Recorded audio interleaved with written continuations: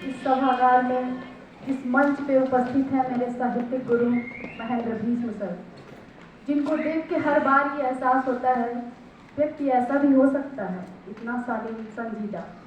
मेरे सामने उपस्थित हैं आदरणीय करुणा मैम, जिनको देख के नाम के विपरीत मन आनंद से भर उठता है। श्रीमती सुश्री सत्या मैम, जिनको देख के मुझे ऐसा लगता है कि मेरे अंदर शौर्य और औदार्य आ गया। मुझे इतना इस सभागार में जिनको बार बार प्रोत्साहित कर रही हैं तालियां बजाने के लिए, हालांकि ये कहने वाली बात नहीं है। आप अगर खुद के लिए ताली नहीं बजाएंगे तो किसके लिए बजाएंगे? हम सब एक दूसरे के पूरक हैं। आप मेरे लिए बजाओ, हम आपके लिए बजाएंगे। और ऐसा जो संचार बार बार आपके अंदर आके ऊर्जा का कर रही हैं सरला मैम, जिनकी वाणी को सुन के मुझे ऐसा लगा माँ बाप देवी सरस्वती स्वयं उनके आवाज में विराजमान है और वो स्वयं माँ लक्ष्मी की साक्षात मूर्ति दिख रही है। बीवी पांडे सर, जिन्हें मैं आभासी दुनिया के माध्यम से जानती हूँ, अभी हमारा साक्षात्कार नहीं हुआ है। यहाँ पे बहुत सारे विद्वजन उपस्थित हैं, जिसमें डॉक्टर अनिल सर हैं, देवकी नंदन साहब सर हैं, सालू शुक्ला मैम हैं, जिनकी समीक्षा इस पुस्तक में शामिल है। इसके अतिरिक्त जो भी आप यहाँ पे उपस्थित हैं, मैंने मानसी द्विवेदी मैम को पहली बार सुना। मेरे पिता इस दुनिया में नहीं रहे। मैं कई बार ऐसा लगता है कि अकेले में बैठती हूँ तो मुझे कभी कभी उनकी याद आती है। कोई आपके पिता का स्थान नहीं ले सकता, लेकिन जिस तरीके की पंक्तियाँ उन्होंने यहाँ पे रखी, मुझे ऐसा लग रहा था मैं यहाँ पे भाव विभोर होकर रो दूँगी। मैम, आपकी लेखनी को बहुत बहुत प्रणाम है। माँ की शक्ति को आप जितनी ऊंचाइयों पर ले जा रही हैं, इसके लिए आपको बहुत बहुत शुभकामनाएं। डॉक्टर निधि अग्रवाल मैम को शायद आपने बहुत नहीं पढ़ा होगा, लेकिन मैं जहाँ तक जानती हूँ, मैं दतिया पीताम्बरा पीठ यात्रा करने गई थी। हमारी एक टीम थी जिसमें सर के साथ मैं भी थी। वहाँ पे सर को अपरामीणा पे बोलना था। सर की एक आदत है, उनको कोई भी किताब मिलती है तो जब भी वो जिस सेमिनार में जाते हैं, आगे बैठ के उस किताब को लेके 1 घंटे में ख़त्म कर देते हैं, उसके बाद बोल लेते हैं सारा कुछ। इतनी आसानी से आप साथ कर जाते हैं। निधि अग्रवाल मैम की पुस्तक को उसी समय मुझे थोड़ी देर देखने का मौका मिला और आप मेरा यकीन मानिए, आप उनकी एक एक पंक्ति को देख के ऐसा महसूस करेंगे कि आप वृंदावन लाल वर्मा को पढ़ रहे हैं। आप आचार्य चतुर्सेन शास्त्री की परंपरा को उनमें देख सकते हैं। उनको मौका नहीं मिला यहाँ बोलने का, लेकिन आप अपरामीणा को पढ़ने के बाद इससे बखूबी गुजरेंगे कि हम उनकी विरासत को संभाल रही हैं डॉक्टर निधि अग्रवाल में। और सबसे अहम बात, मैं जहाँ तक मुझे पता चला कि ये लक्ष्मण जी की धरती है, तो श्री राम जैसे भाई के हर समय जो बिल्कुल साक्षात खड़े रहते हैं, ऐसे शैलेंद्र भैया लक्ष्मण अवतारी को मैं बहुत प्रणाम करती हूँ और मैं अपनी बात रखती हूँ। असल में मैं कोटा राजस्थान से आई हूँ, लेकिन मैं आपके पूर्वांचल की बेटी हूँ। मैं 3री कक्षा में थी। नवरात्रि हमारे घर में बहुत अच्छे से मनाई जाती है और मैंने एक माँ की प्रार्थना लिखी थी, जिसके बाद मैं बहुत पीटी थी, क्योंकि मैंने आह्वान किया था कि माता दुर्गा आप आ जाओ और मेरी जो माता है इनको आप खूब दंडित करो, क्योंकि मुझे पढ़ने के लिए मजबूर करती है। उन पंक्तियों को पढ़ने के बाद सबने ध्यान नहीं दिया, लेकिन जो मेरे बड़े भैया थे उन्होंने देखा, उन्होंने कहा कि इतना अच्छा लिख सकती है, ये तो बहुत छोटी है माँ। तो उस समय पिट गई, तब मुझे डर हो गया कि अब मैं लिखूंगी नहीं और मैंने बंद कर दिया। धीरे धीरे फिर भी मैं 4th क्लास में थी जब मैं कॉन्वेंट में पढ़ती थी। वहाँ पे एक कविता हमारे विद्यालय से प्रकाशित हुई थी, पत्रिका की कविता थी, तो उसमें कहा गया था कि इसमें भी मुझे लिखो। उसमें भी मैंने लिख के दे दिया कि मुझे फेल न करना, ऐसी कविता लिखी। उसमें भी टीचर ने कहा ये क्या लिखा, फेल न करना। मैंने कहा भाई डर तो लगता है। तो इस तरीके से लेखन मेरा बहुत शुरुआती दौर से हो गया था और मैं MA करके हिंदी साहित्य में राजस्थान पहुंची। वहाँ पे मैंने UGC नेट की परीक्षा दी और आशीर्वाद से ईश्वर की मैं क्वालिफाई हो गई। फिर मैं जूनियर रिसर्च फेलो बनी UGC की, उसके बाद सीनियर रिसर्च फेलो और मैं PhD मैंने अभी अपना कंप्लीट किया है। अभी 28 अक्टूबर को मेरे पति के जन्मदिन के लिए डॉक्टरेट मैंने पाया है। 28 का और मेरे जीवन का बड़ा ही मतलब एक कॉम्बिनेशन रहा है। 28 अक्टूबर इनका जन्म दिवस है। 28 नवंबर को मैं JRF में मुझे पता चला था कि मैं नेट नहीं JRF हो गई हूँ और 28 दिसंबर को मेरा बेटा है और इस 28 अक्टूबर, मेरी 28 जनवरी को मैरिज एनिवर्सरी भी है। क्या बात है। और इस 28 अक्टूबर को मुझे डॉक्टरेट मिली। क्या बात है। बात है बड़े साहब एक समीक्षात्मक अध्ययन, क्योंकि मुझे यहाँ कहने की जरूरत नहीं है कि ये अध्येताओं के लिए है, मतलब विद्यार्थियों के लिए नहीं, अध्येताओं के लिए। आप सब बहुत बड़े अध्येता हैं, मुझे जहाँ तक नजर आ रहा है मैं सबसे छोटी हूँ, तो ये बहुत बड़ी बात हो जाएगी। मैं पीएचडी कर रही थी, जैसा कि मैंने आपको बताया।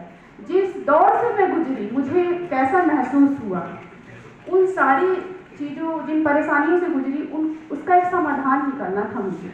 और मैंने सोचा कहानी सब लिखते हैं, आप बहुत विद्वान हैं, आप कविताएं बहुत लिख सकते हैं जिनके अंदर भावनाएं प्रबल होती हैं। कुछ है, करुणा मैम और सत्या मैम जैसे होते हैं जो कविता कहानी सब में सिद्धहस्त हैं, पर वह हमारी जो ज़रूरत है, हमें समीक्षाएं चाहिए होती हैं।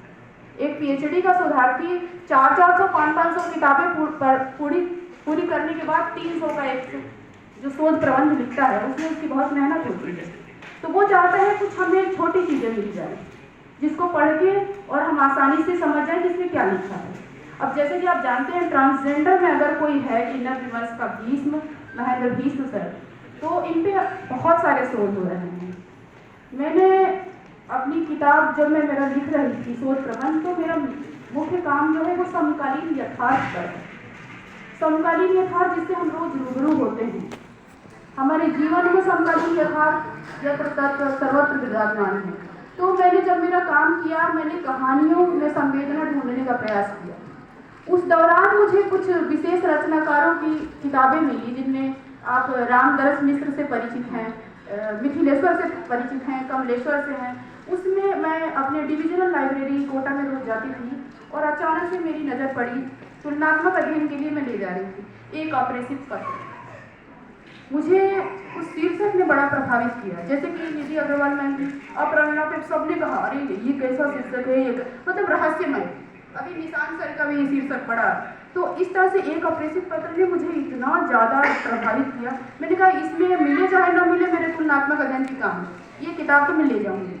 और उसको मैं ले गई, मैंने पढ़ा, और संयोग से एक कहानी थी जो वृद्ध विमर्श पे कह सकते हैं बेस्ड है, कर्कसा भीष्म सर की है, एक अप्रेषित पत्र में, और मैंने उसको अपने तुलनात्मक अध्ययन के लिए शामिल किया अपने शोध प्रबंध। और उसके बाद उस पूरे किताब को, चूंकि मेरा काम हो गया था, मुझे नहीं चाहिए था कि मुझे पूरा पढ़ना है, पर मैंने उसको पूरा पढ़ा। रात के 1:30 बज रहे थे मैम, और मैं पढ़ रही थी अब नाथ करू करुणा। रामचरितमानस की चौपाई से हम परिचित हैं, ब्राह्मण परिवार से आते हैं, लेकिन मैंने कहा नहीं, मुझे पूरा पढ़ना है। मैंने जैसे जैसे पढ़ा और 1:30 बज रहे थे और मैं रोई जा रही थी। मेरे हस्बैंड को लगा कि कोई इसके घर का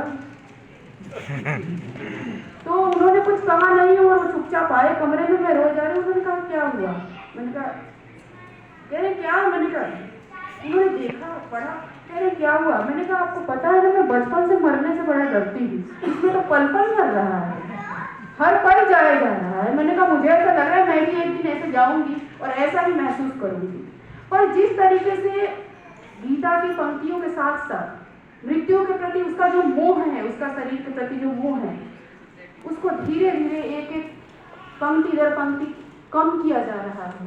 उसको पढ़ के मुझे लगा कि नहीं, मैं कुछ काम करूंगी और फिर चली जाऊंगी, कोई बात नहीं। मेरा खुद का जो भय सालों से था वो उस दिन खत्म हुआ और मैंने मोह त्यागा।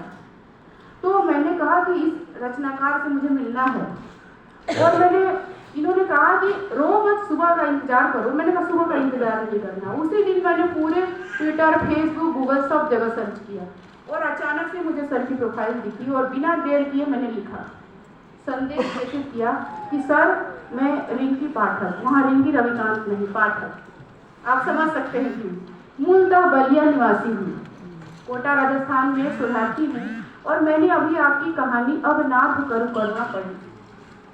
उसको पढ़ने के बाद मैं उसकी संवेदना से इतनी संवेदनशील हो रही हूँ, मैंने इतनी अश्रु बहाए कि मैं मजबूर हो गई आपको कि ढूंढा मैंने चारों तरफ आपको। हालांकि फेसबुक ने एकमात्र मित्रता का ही विकल्प रखा है, क्योंकि आप जानते हैं उसने उम्र के फासले को कम कर दिया है। आप मेरे मित्र हैं, मैं आपके मित्र हूँ।